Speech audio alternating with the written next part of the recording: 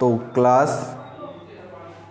10th और exercise है अपनी 7.2। इससे पिछला जो लेक्चर था बेटा मैंने क्वेश्चन नंबर 7 तक जो है करवा दिया था। आज क्वेश्चन नंबर 8 देखिए। एक तो क्लास जब भी आप अटेंड करें मैथ्स जो है आप साथ में लेकर बैठें, क्योंकि मेरे पास तो मैथ है, मैं डायरेक्ट स्टेटमेंट यहाँ से लिख देता हूँ। आप मैथ और अपनी रफ नोटबुक या नोटबुक जो भी हो आपके पास वो साथ में लेके बैठें और एक एक क्वेश्चन को आप ध्यान से मतलब देखें पहले और फिर उसकी प्रैक्टिस करें।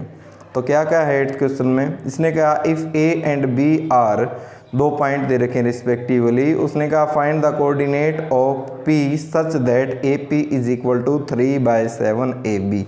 2 पॉइंट दे रखे हैं, पॉइंट ए और पॉइंट बी। पॉइंट ए जो है उसके कोऑर्डिनेट हैं -2 और 2। पॉइंट बी जो है उसके कोऑर्डिनेट हैं 2 और -4। और उसने कहा कि find the coordinate of point P such that A P, ये कंडीशन गिवन है कि ए पी जो है वो क्या है 3/7 ए बी है।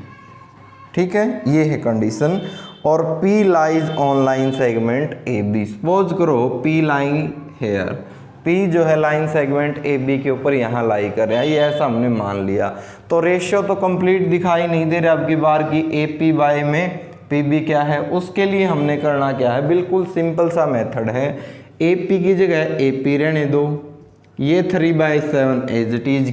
क्या इस ए बी को मैं A P plus P B लिख सकता हूँ? A P plus P B लिख सकते हैं भाई, दोनों का सम करेंगे तो ए बी आ जाएगा।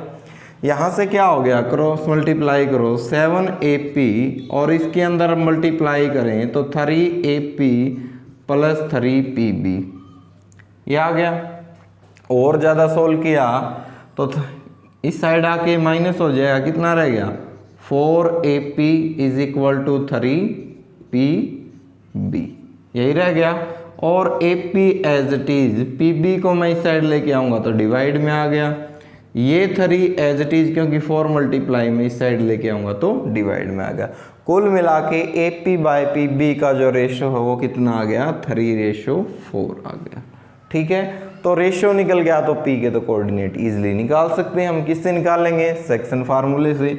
मीन्स 3 की मल्टीप्लाई इनसे और 4 की मल्टीप्लाई इनसे। और मेथड मैंने आपको बता ही रखा है कि m2x1 प्लस m1x2 यानी कि 21 और उसका उल्टा 12 और डिवाइड में दोनों m1 प्लस m2 यानी कि दोनों का सम। और ऐसा ही आपने y कोऑर्डिनेट के लिए करना है। तो बस जरा सी इसमें बात क्या थी, अगर मैं लॉजिक की बात कहूँ तो रेशियो ही दिखाई नहीं दे रहा था, तो रेशियो को आपने इस मेथड से निकाल लेना है। या बिल्कुल एक डायरेक्ट मेथड भी है। डायरेक्ट मेथड क्या है, अगर मान लिया ये 3/7 आपको दिखाई दे रहा है, 3 एज इट इज और 7 में से 3 घटा दीजिए तो कितना आ गया 4, तो ये हो जाएगा आपके पास 3:4, तब भी आ जाएगा। या फिर इस वे से कीजिए, ये बिल्कुल इजी मेथड है। ठीक है, तो इसके कोऑर्डिनेट निकालने हैं जो आप इजीली निकाल सकते हैं। उसके बाद क्वेश्चन नंबर 9, इसमें कहा है कि find the coordinate of point of the points which divide the line segment A and B into 4 equal parts. अब के बार एक लाइन सेगमेंट ए बी दे रखा है और हमने कोऑर्डिनेट निकाले हैं उन पॉइंटों के जो उसको 4 समान भागों में बांटते हैं, 4 समान भागों में बांटते हैं। तो एक लाइन सेगमेंट को मैंने मान लिया, ये मान लिया लाइन सेगमेंट क्या है ए, और ये पॉइंट को मैंने मान लिया बी है। तो उसने कहा जो पॉइंट ए है उसके कोऑर्डिनेट क्या है -2 और 2, और जो पॉइंट बी है उसके कोऑर्डिनेट हैं 2 और 8। उसने कहा इस लाइन सेगमेंट ए बी को 4 इक्वल पार्ट में डिवाइड करना है। पहला पार्ट, दूसरा पार्ट, तीसरा और चौथा ये हो गया। ठीक है, तो इस पॉइंट को तो मैंने कह दिया C, इस पॉइंट को मैंने कह दिया D और इस पॉइंट को मैंने कह दिया E।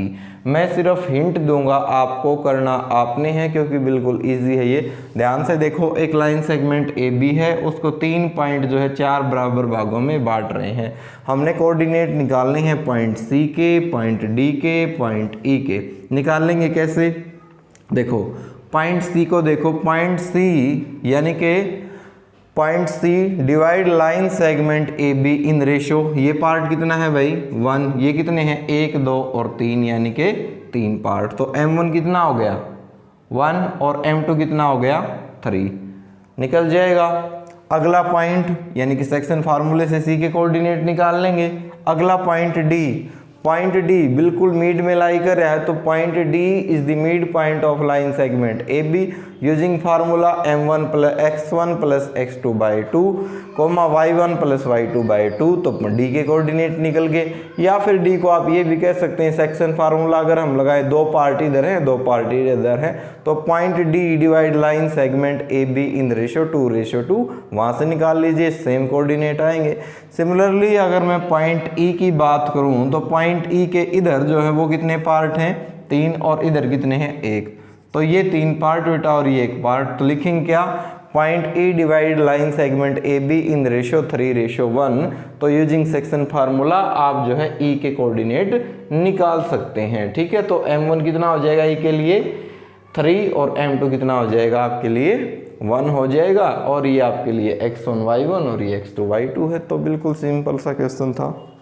उसके बाद क्वेश्चन नंबर 10, इसमें कहा कि find the area of rhombus if its vertices are, ये दे रखे हैं ऑर्डर में। आपने एक रोम्बस का एरिया निकालना है और जिसके वर्टिसेस क्या दे रखे हैं ऑर्डर में दे रखे हैं।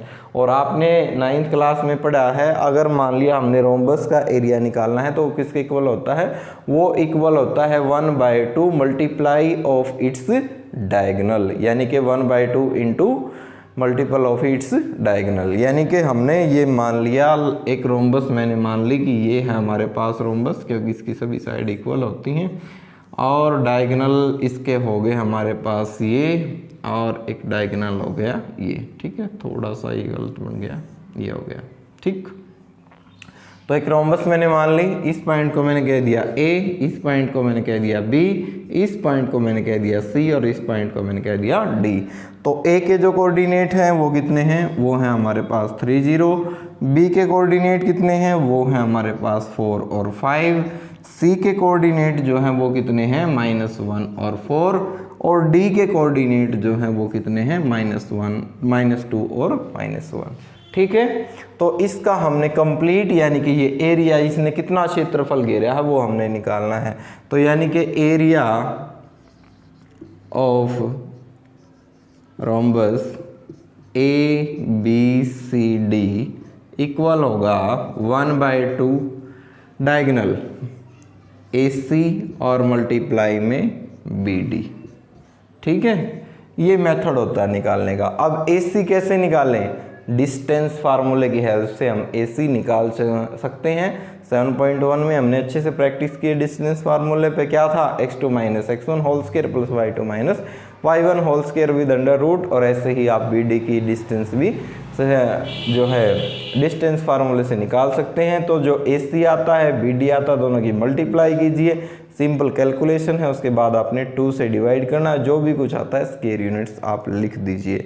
तो ये थी बेटा हमारे पास एक्सरसाइज 7.2 जो कि आज वाले लेक्चर में कंप्लीट हो गई है। इससे नेक्स्ट लेक्चर जो होगा हम उसमें निकालेंगे area of triangle when its vertices are given. अभी तक जो हमने ट्रायंगल का एरिया निकाला है वो कैसे निकाला है, 1/2 बेस इंटू हाइट, इस फार्मूले से निकाला है। अगर हमारे पास मान लिया सपोज करो एक ऐसी ट्रायंगल है जिसकी साइड की लेंथ दे रखी है, तो हीरोन्स फार्मूले से हमने निकाला है S × S - A S - B S - C complete का अंडर रूट, और हेयर S = क्या होता है A + B + C / 2। ठीक है, अब हम जो ट्रायंगल का एरिया निकालेंगे वो निकालेंगे जब ट्रायंगल के कोऑर्डिनेट दे रखे हो।